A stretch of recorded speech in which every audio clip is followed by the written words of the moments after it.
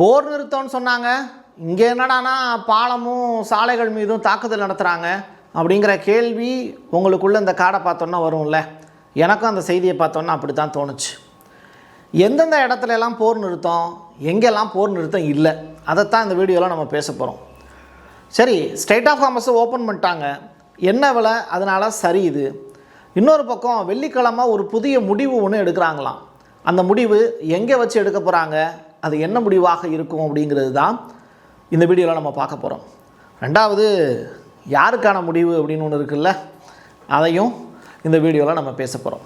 வாங்க பார்க்கலாம் உறவுகளே. இது பிரசாத் சிக்னேச்சர். உங்களுடைய தொழில் சம்பந்தமான விளம்பரங்களை நமது சேனலில் ஒளிபரப்ப உங்களுக்கான அருமையான வாய்ப்பு. நமக்குன்னு ஒரு வீடு, அது எல்லாரோட வாழ்நாள் கனவு. ஒரு முறை தான் முடிவெடுக்க போறீங்க, அதை சரியாயிடுங்க. கிரியேட்டர் கன்ஸ்ட்ரக்ஷன்ஸ் உங்களோட கனவு இல்லத்தை சூப்பர்வா டிசைன் பண்ணி அழகா கட்டித்தராங்க. இன்டீரியர் டிசைன்லையும் இவங்க தான் டாப். North west interiors. தொடர்புக்கு 72907991. ஸ்ட்ரெய்ட் ஆஃப் ஹார்மஸ் வழியாக எல்லா கப்பல்களும் போகிறதுக்கான அனுமதி அப்படிங்கிறது கிடச்சிருச்சு. அது மட்டும் இல்லை, அதுக்கான வசூல் வேட்டையிலையும் ஈரான் ஈடுபட போகிறாங்க அப்படிங்கிற நல்லதொரு தகவல். இதற்கு அப்படியே பேரலாக இன்றைக்கி ஆசிய வர்த்தகத்தினுடைய பங்குச்சந்தை அப்படிங்கிறது நல்லா சூப்பர்வாக டெவலப் ஆகிருக்கு அப்படிங்கிற ஒரு தகவல். எண்ணெயினுடைய விலை $100 கீழே குறைஞ்சிருச்சு. ஸோ நார்மல் கண்டிஷனுக்கு வர்றதுக்கு இன்னும் வித்தின் 2 டேஸில் அது சரியாயிடும் அப்படிங்கிற ஸ்டேட்மெண்ட் கொடுத்துருக்காங்க. இது ஒட்டுமொத்த உலகத்தையுமே நிம்மதி பெருமூச்சு விடக்கூடிய ஒரு நிகழ்வு தான். இனிமே தான் ஆட்டமே ஆரம்பிக்க போகுது. பேச்சுவார்த்தை அப்படின்னு சொல்லிட்டு பாகிஸ்தானுக்கு கூப்பிட்டுருக்காங்க ஷெபாஸ் ஷெரீப், பாகிஸ்தானுடைய பிரைம் மினிஸ்டர். இதில் அமெரிக்கா சைட்லேருந்து யார் யார் கலந்துக்க போகிறா, ஈரான் சைடில் இருந்து யார் யார் கலந்துக்க போகிறா அப்படிங்கிற லிஸ்ட் அவுட் இன்னும் வெளியிடப்படவே இல்லை. இப்படிப்பட்ட சுச்சுவேஷனில் 2 வீக்ஸ்க்கான அந்த போர் நிறுத்தம் அப்படிங்கிறது தொடர்பான விஷயம் இப்போது ஈரானுடைய தேசிய பாதுகாப்பு கவுன்சில் மிக முக்கியமான சில முடிவுகளை எடுக்க போகிறாங்க. பேச்சுவார்த்தையில் என்னென்ன அம்சங்கள்லாம் இடம்பெறணும் அப்படிங்கிறது தொடர்பான விவரங்களும் சேகரிக்கப்பட்டுக்கிட்டே இருக்குது. இஸ்லாமாபாத்தில் அமெரிக்காவோட பேச்சுவார்த்தை நடத்துறதுக்கு ஈரான் இப்போ தயாராகிட்டு இருக்கு. வரக்கூடிய ஃப்ரைடே மாஸ்க்லாம் முடிச்சுட்டு அந்த ப்ரேயர்லாம் முடிச்சுட்டு அதற்கு பிறகு அந்த மீட்டிங் அப்படிங்கிறது நடைபெறும் அப்படிங்கிற ரிப்போர்ட் ஃபைலாக இருக்குது. பார்ப்போம் அடுத்து என்ன நடக்க போகுது அப்படிங்கிறத. இவ்வளவு நேரம் நல்ல செய்தி தானே சொல்லிக்கிட்டு இருந்தேன், திடுதுப்புன்னு என்ன டமார் டுமார்னு போட்டுற மாதிரி ஒரு விஷுவலு அப்படின்னு சொல்லிட்டு எதிர்பார்க்கலாம். அதே நீங்கள் எதிர்பார்த்தது உண்மை தான், அப்படி தான் நடந்திருக்கு. டெஹ்ரானுக்கு மேற்கே இருக்கக்கூடிய ஒரு பாலம் அதை உடச்சிட்டாங்க. JDAM அப்படின்னு சொல்லப்படக்கூடிய அந்த மிசைலை பயன்படுத்தி தான் இந்த அட்டாக்கு நடத்தப்பட்டிருக்கு. தாக்குதல் நடந்த நேரத்தில் பல பொதுமக்கள் வாகனங்களை கடந்து செல்வதில் அந்த இடத்துலையே நீங்கள் பார்க்கலாம். டேரெக்டாக விஷுவலாகவே பார்த்துடலாமே. இது பாலம், அந்த பாலத்தில் அட்டாக் நடக்குது. அதுக்கு கீழே பார்த்தீங்கன்னா வண்டி ஒன்று போயிட்டு இருந்துச்சுல, பார்த்தீங்களா? ஸோ இது எல்லாமே இன்றைக்கி காலையில் நடந்திருக்கக்கூடிய நிகழ்வு. அகெயின் ப்ளே பண்ணுறேன் பாருங்களேன், டார் நொடிக்குதா. ஸோ அமெரிக்கா சொன்ன மாதிரியே இங்கே ஈரானுடைய பாலங்கள் அப்படிங்கிறது தகர்க்கப்பட்டு கொண்டு இருக்கிறது. ஆனால் போர் நிறுத்தம் அப்படிங்கிற வார்த்தைகளும் இங்கே உச்சரிக்கப்படுது. எது உண்மை? ஓடுங்க ஓடுங்க எல்லாரும் ஓடுங்க அப்படின்னு சொல்கிற மாதிரி அமெரிக்காவினுடைய ஒரு 6000 துருப்புகள் இப்போது சவுதி அரேபியாவில் இருந்து ஒரே நாள் இரவில் கிளம்பி ஓடி இருக்காங்க அப்படிங்கிற தகவல். நாங்கள் வெளியேறி கொண்டிருக்கிறோம் அப்படிங்கிற ஒரு விஷயத்தை இஸ்ரேலுக்கும் பதிவாக போட்டிருக்காங்க. இதை பார்த்துக்கிட்டு இருக்கக்கூடிய இஸ்ரேலுக்கு எவ்வளோ கடுப்பாக இருக்கும். என்னடா இது, நம்ம ஒரு பெரிய ஒரு வார் ஒன்று ஆரம்பித்து கிரேட்டர் இஸ்ரேலை நோக்கி நம்ம பயணப்படலான்னு பார்த்தா அமெரிக்கா இப்படி சீஸ் ஃபயர் அப்படிங்கிற ஒரு வார்த்தையை சொல்லி முடக்கிட்டாங்களே அப்படின்னு கோபமும் இஸ்ரேலுக்கு இருக்குது. பதிலுக்கு அவங்க என்ன செஞ்சுருக்காங்கங்கிறத தொடர்ச்சியாக நான் சொல்கிறேன். அமெரிக்க துருப்புகள் வெளியேறி இருக்கக்கூடிய காட்சிகளும் இப்போ அரங்கேறிருக்கு. இரவோடு இரவாக பொட்டி பொடுக்கி எடுத்துட்டு கிளம்பிட்டாங்கங்கிற தகவல். நான் ஏற்கனவே பல முறை சொல்லியிருக்கேன், இங்கே அதிகாரம் தான் பெருசு, அதிகாரத்தில் உட்காந்துருக்கிறவங்க தான் சில முடிவுகள் எடுக்க முடியும் அப்படின்னு. அது மட்டும் கிடையாது, காசு வச்சுருக்கிறவன் தான் இங்கே பெரிய முடிவுகளை எடுப்பதற்கு திறமையுடைய நபர் அப்படின்னு மதிக்கப்படுகிறான். அந்த வகையில் ஈரானுக்கு வடக்கே இருக்கக்கூடிய அல்போர்ஸ் அப்படிங்கிற மாகாணத்தை கடுமையான வான்வெளி தாக்குதல் நேற்று இரவு நடந்திருக்கு. பொதுமக்கள் எல்லாமே நீண்ட நெடிய ஒரு பேரணி அப்படிங்கிறத நேற்றைய தினம் நடத்தியிருந்தாங்க. இது பார்க்கவே ரொம்ப அழகாக இருந்தது. பெண்கள் குழந்தைகள் மட்டுமல்ல பெரியவர்களும் சேர்ந்து நடத்தி இருக்கக்கூடிய அந்த பேரணி அணிவகுப்பு அப்படிங்கிறது ஈரான் மக்களுடைய ஒற்றுமையை பறைசாற்றக்கூடிய வகையில் இருந்தது. இன்னொரு புறம் குடியிருப்பு பகுதிகளிலையும் முக்கியமான தாக்குதல் அப்படிங்கிறது நடத்தப்பட்டது. அதில் 18 பேர் கொலை செய்யப்பட்டிருக்கிறார்கள் அப்படிங்கிற தகவல், டஜன் கணக்கானோர் காயமடைந்திருக்கிறார் அப்படிங்கிற தகவல். இது எல்லாமே அமெரிக்கா செயல இஸ்ரேல் சைடிலிருந்து நடத்தப்பட்டு இருக்கக்கூடிய அட்டாக். இது தொடர்பான காட்சிகளும் அரங்கேறி இருக்கு பாருங்க. இந்த போரில் யார் ஜெயிச்சா அப்படிங்கிற கொஸ்டினை இன்னைக்கு நிறையா பேர் கேள்விகளாக கேட்க ஆரம்பிச்சிருக்காங்க. ஒவ்வொருத்தவங்களும் எனக்கு சாதகமாக பேசு, இல்லை எனக்கு சாதகமாக பேசு அப்படிங்கிற அந்த டோனை கண்டிப்பாக எடுப்பாங்க. ஏன்னா இங்கே ஒரு சார்பு நடவடிக்கை அப்படிங்கிறது எல்லா பக்கமும் பழகி போயிடுச்சு. ஆனால் கத்தார் அரசு 2 பக்கமுமே நடுநிலையான ஒரு போக்கை கடைபிடிச்சிக்கிட்டு இருக்காங்க. அதனால தான் குவைத்திலையும் பக்ரைன்லையும் சவுதி அரேபியாவிலையும் UAEலையும் விழுந்த அடியை விட கத்தாருக்கு அடி கம்மி. ரைட்டா? இந்த 35 நாள் நடந்த போரில் இப்போது கத்தார் வந்து ட்ரம்ப்புக்கு ஒரு முக்கியமான பாடம் ஒன்று சொல்லி கொடுத்துருக்காங்க. உட்கார்ப்பா உட்கார் வா அப்படின்னு நம்ம டீச்சர்லாம் உட்கார வச்சு பாடம் சொல்லி கொடுப்பாங்கல்ல, அந்த மாதிரி ட்ரம்ப்பினுடைய ஒரு உலகத்தையே பதற்றமாக்கி இருக்கக்கூடிய ஒரு அறிவிப்பு, ஒரே இரவில் ஒரு நாகரிகத்தையே அழித்து காட்டுவேன், அது எப்படா முடியும் உன்னால் அப்படிங்கிற கேள்வியை கேட்காம கேட்டிருக்காங்க. ட்ரம்பை பார்த்து அப்படி கேட்க முடியுமா? கேட்க முடியாதுல்ல. அதனால் அவங்க என்ன சொல்கிறாங்க, போரில் வந்து வெற்றியாளர்கள் அப்படின்னு யாருமே கிடையாது. 2 பக்கமும் இழப்பு இருக்கத்தான் செய்யும். மனித குலத்துக்கு ஏற்படக்கூடிய இழப்புகள் மட்டும்தான் ஒரு போர்னால் மிச்சமாகுமே தவிர இவன் ஜெயிச்சிட்டான் அவன் தோத்துட்டான் அப்படின்னு சொல்கிற அளவுக்கு இங்கே ஒன்றுமே இல்லை. அது மகாபாரத காலத்தில் இருந்தே கிருஷ்ணர் கடைசியில் பஞ்சபாண்டவர்கள் ஜெயிச்சிட்டாங்க அப்படின்னு சொல்லும்போது, என்னடா ஜெயிச்ச நீ, உன்னுடைய பிள்ளைகளை காணா, உன்னுடைய பேர பிள்ளைகளை காணா, உன்னோட சொந்தக்காரங்க எவனுமே இல்லை, அனாதை பையன் மாதிரி நீ மட்டும் வந்து நடமாடக்கூடிய போன மாதிரி நின்றுக்கிட்டே இருக்க, மீதி இருக்கிறவன்லாம் அவன் செத்துட்டான் அப்படிங்கிறதுக்காக அவனுக்கு அதோடு முடிஞ்சு போச்சு. ஆனால் நீ இன்னமும் நடப்பணமாகவே இன்னும் அடுத்த 10 ஜென்ரேஷனுக்கு நீ உயிரோடு இருந்தாலும் கூட நடப்பணமாக தானே வாழ்வேன், இங்கே ஆள்றதுக்கு ஒன்றுமே இல்லையே, எல்லாம் பிணக்குவியலாவில் இருக்குது அப்படின்னு கேள்விகள் கேட்டிருப்பாங்க. நம்ம எல்லாத்தையுமே படிக்கிறது தான். ரைட்டா? அப்போ அந்த வகையில் இந்த போரில் வெற்றியாளரும் யாரும் இல்லை, தோல்வியாளரும் யாரும் இல்லை.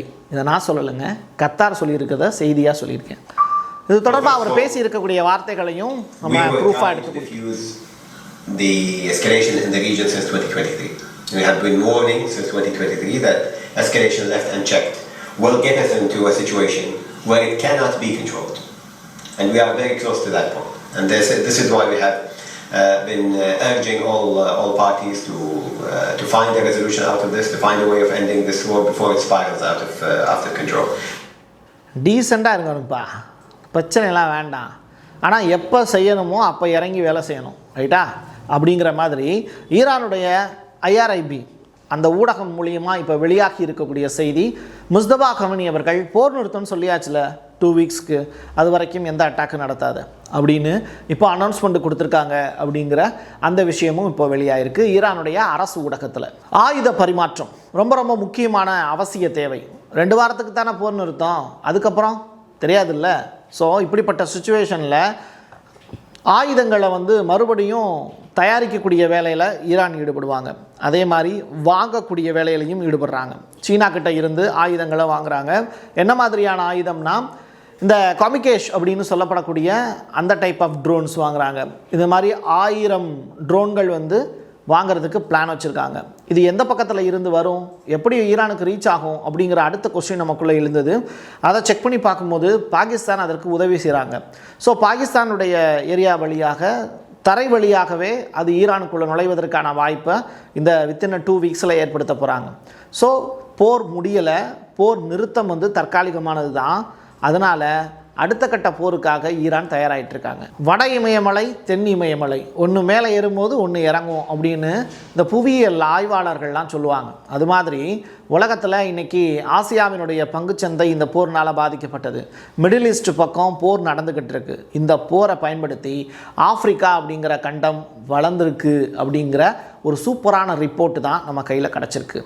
ஆப்பிரிக்கா உள்ளே இருக்கக்கூடிய எந்த ஒரு கண்ட்ரீஸுமே இந்த போருக்குள்ளே பார்ட்டிசிபேட் பண்ணவே இல்லை. ஐரோப்பா கூட அதை சிக்க வைக்கிறதுக்கான முயற்சியில் ட்ரம்ப் ஈடுபட்டார். அதனால் ஒரு சின்ன ஆசோலேஷன் அவங்களுக்குள்ளே இருந்தது, ஆயிலும் கிடைக்கல. பட் ஆப்பிரிக்கா அப்படி கிடையாது. எல்லா வளமும் தன்னகத்தை வைத்திருக்கக்கூடிய, தற்சார்பு பொருளாதாரத்தில் சிறந்து விளங்கக்கூடிய ஒரு கண்டம் தான் இந்த ஆப்பிரிக்க கண்டம். அதில் நைஜர், சூடான் உள்ளிட்ட நாடுகள்லாம் இருக்குது. அதில் டாப் டக்கரா நம்முடைய இப்ராஹிம் ட்ரூரே யார், பர்கினோ பாசாவினுடைய தலைவர் செயல்பட்டுக்கிட்டு இருக்கார். அந்த வகையில் உலகம் பற்றி எரியக்கூடிய வேலையில் கூட ஆப்பிரிக்கா சூப்பராக ரைஸ் உற்பத்தியில் இருந்து எண்ணெய்க்கான கொள்முதல் உள்ளிட்ட ஏகப்பட்ட விஷயங்களை சக்ஸஸ்ஃபுல்லாக பண்ணி முடிச்சிருக்காங்க அப்படிங்கிற தகவல். 17 சரக்கு பெட்ரோல் ஆப்பிரிக்கா முழுவதுமே அனுப்பப்பட்டிருக்கு அப்படிங்கிறது. தங்களுக்குள்ள விசா பரிமாற்றம் உள்ளிட்ட விஷயங்கள் எதுவுமே தேவையில்லை, பாஸ்போர்ட் மட்டும் வச்சுருந்தாலே போதும், ஆப்பிரிக்கா முழுவதுமே பயணம் செய்யலாம் அப்படிங்கிற மாதிரியான விஷயங்கள் எல்லாத்தையும் கொடுத்து இந்த டிரான்ஸ்போர்ட் அப்படிங்கிறத எளிமையாக்குனாங்க. வணிகத்தை சூப்பராக மாற்றி காட்டினாங்க. ஒருத்தருக்கு ஒருத்தர் நட்புறவோடு இருக்காங்க. யூரியா ஏற்றுமதியும் இந்த இடத்துல அதிகரிச்சுக்கிட்டு இருக்குங்கிறது, விவசாயம் அதிகரிச்சுக்கிட்டு இருக்குது அப்படிங்கிறது, அதனால் உற்பத்தியும் பெருகி இருக்குது அப்படிங்கிற தகவல். இதனால் இந்த உணவு விநியோக சங்கிலி அப்படிங்கிறது ஆப்பிரிக்காவில் சரியான ஒரு பாண்டாக இருக்குது அப்படின்னு சொல்கிறாங்க. இது ஆரோக்கியமான தகவல். பிரான்ஸ் மாதிரியான பேரரசுக்கு அஞ்சு நடுங்கிய காலம் ஒரு காலம் எங்கே, ஆப்பிரிக்காவில். அதற்கு பிறகு யூகே அடிமைப்படுத்திய வரலாறுகளும் இருக்குது. இந்த வரலாறுகள் எல்லாமே அடிமை அடிமை அப்படிங்கிறத கேட்டு கேட்டு நான் தான் என்னை ஆள போகிறேன் அப்படிங்கிற அளவிற்கு இப்போது மிகச்சிறந்த தலைவர்கள் அங்கே உருவாகியிருக்காங்க, ரைட்டா? ஸோ அந்த வகையில் இந்த குழந்தைகள்லாம் இப்போ படிக்க ஆரம்பிச்சிருக்காங்க. படிப்பு தாண்டா அந்த உலகத்தில் கிடச்ச பெரிய சொத்து, அதை தவிர வேறு என்ன இருக்குது அப்படின்னு சொல்லி ஆப்பிரிக்காவில் இருக்கக்கூடிய பள்ளிக்கூடங்களுக்கு மாணவர்கள் போக ஆரம்பிச்சிருக்காங்க. படித்து பெரிய ஆளாகிறாங்க. அவங்க போகிறதுக்கான வாய்ப்பை சாலைகள் போடப்பட்டிருக்கு, பள்ளிக்கூடங்கள் கட்டப்பட்டிருக்கு, படித்து முடித்த உடனே வேலை கிடைப்பதற்கான வாய்ப்புகள் ஏற்படுத்தப்பட்டிருக்கு. அதற்கு பிறகு நம்ம நாட்டில் கிடைக்கக்கூடிய தங்கத்தை நீயே எடுத்து போட்டுக்கலாம், அதை நீயே உற்பத்தியும் பண்ணலாம், நீயே வியாபாரமும் பண்ணலாம் அப்படிங்கிற அளவுக்கு அவங்க டெவலப் ஆகியிருக்காங்க இந்த இன்பிட்வீன் வார் கேப்பில். இது ஆப்பிரிக்கான்னு சொன்னால் நீங்கள் நம்புவீங்களா? நைஜீரியாவில் இருக்கக்கூடிய நிகழ்வு சூப்பராக இருக்கு. லியோ லியோ லியோ அப்படிங்கிற மாதிரி போப் லியோ வந்துட்டார். இப்போ தான் தூங்கி எந்திரிச்சிங்களா அப்படின்னு சில பேர் கேட்பாங்கல்ல, அந்த மாதிரி போர் நிறுத்தம்லாம் அனௌன்ஸ்மெண்ட்டு கொடுத்துட்டாங்க. இருந்தாலும் இப்போ தான் மைக்கு கிடச்சிது, அதனால் ஒரு ஸ்டேட்மெண்ட் ஒன்று சொல்கிறார். பொதுமக்கள் வசிக்கக்கூடிய இடங்கள் மற்றும் உள்கட்டமைப்பு வசதிகள் மீது குண்டு வீசப்போவதாக அமெரிக்கா தெரிவித்திருக்கக்கூடிய அந்த அறிவிப்புங்கிறது எனக்கு ஆச்சரியமூட்டக்கூடிய வகையில் இருக்குது. அமைதி திரும்பணும், ஈரான் மக்கள் நலமோடு வாழணும் அப்படிங்கிற ஸ்டேட்மெண்ட்லாம் சொல்லியிருக்காரு. ஸோ இஸ்ரேலுக்கும் அமெரிக்காவுக்கும் கடுமையான கண்டனமா அப்படின்னா அமெரிக்காவுக்கு மட்டும்தான் அவர் இந்த ஸ்டேட்மெண்ட்டை கொடுத்துருக்காரு. இஸ்ரேலை பற்றிய பேச்சுக்கள் அப்படிங்கிறது அவருடைய ஸ்டேட்மெண்ட்லேயே கிடையாது. ஈரான் மீதான போரை பலர் நியாயமற்றது அப்படின்னு சொல்லிக்கிட்டு இருக்கக்கூடிய இந்த சுச்சுவேஷனில் போப் அவர்களுடைய இந்த பேச்சும் அமைதி புறாவாக தொடர்ச்சியாக அவரை நிலைநாட்டியிருக்கு. போர் வேண்டாம், அதான் முக்கியமான விஷயம். யார் ஆரம்பித்தாங்க அப்படிங்கிறதையும் அவர் சுட்டி காமிச்சிருக்கார். ஸோ இப்படிப்பட்ட சுச்சுவேஷனில் வாட்டிகன் இப்போ யாருக்கு ஆதரவாக ஸ்டேட்மெண்ட் கொடுத்துருக்காங்க? ஈரானுக்கு ஆதரவான நிலைப்பாட்டோடு அந்த ஸ்டேட்மெண்ட்டை பார்க்க முடியுது. என் கையெழுத்து என் மக்களுக்கான உறவுகளை மீண்டும் ஒரு பதிவில் சந்திக்கலாம்.